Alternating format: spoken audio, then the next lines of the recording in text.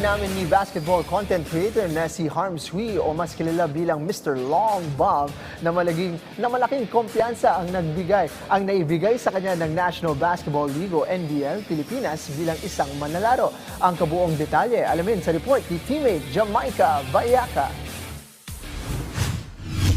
Mula nang lumipat mula sa Pilipinas Super League o PSL patungo sa NBL Pilipinas, aminado si basketball content creator Harms Hui o Mr. Long Bomb na malaki ang pinagbago sa kanyang kumpiyansa. Matatanda ang bago sumabak sa NBL noong 2025 na kapaglaro si Hui sa top-tier Athletics Lipa Batangas Stallions sa PSL kung saan naging maingay ang kanyang pangalan matapos masuspindi dahil sa paghamon sa PSL Interim Commissioner na si Jerry Esplana sa isang one-on-one match kaugnay ng kritisismo sa kanyang mga laro. Ngunit sa paglipat niya sa kanyang bagong koponan ayon sa content creator, mas nabigyan siya ng pagkakataon na maipakita ang kanyang kakayahan sa loob ng court.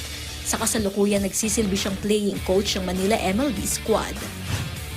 Na-redeem nila yung aking yung respect na hinahanap ko sa pagiging basketball content creator at the same time basketball professional player. Kasi syempre, yun lang naman ang kailangan kasi syempre nung mga nakaraang mga nasalihan kong professional league hindi naman ako nabigyan ng chance talaga to really cater my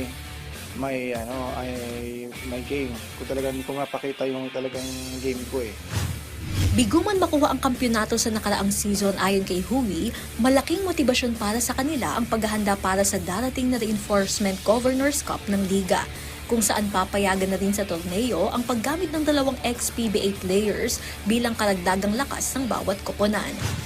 We are representing Manila. Kailangan Manila-born din yung ex-PBA nun. So, we are on the search for that. And of course, magkakaroon na kami ng open tryouts soon. One step at a time, go for the goal, improvement for the team. Bukod sa full court basketball, nakatutok na din si Long Bomb sa paglalaro sa 3x3 format. Pamumunuan niya ang kanyang team sa P-Love 3x3 Champions Cup na gaganapin ngayong Hunyo, kung saan naabot sa 2 milyong piso ang may uuwing premyo at magsisilbi rin bilang talent pool para sa mga posibleng irepresenta ang bansa sa international stage. Playing coach din ako doon. At the same time, syempre may mga imports din ako isasali doon para at least may competitiveness nandun pa rin.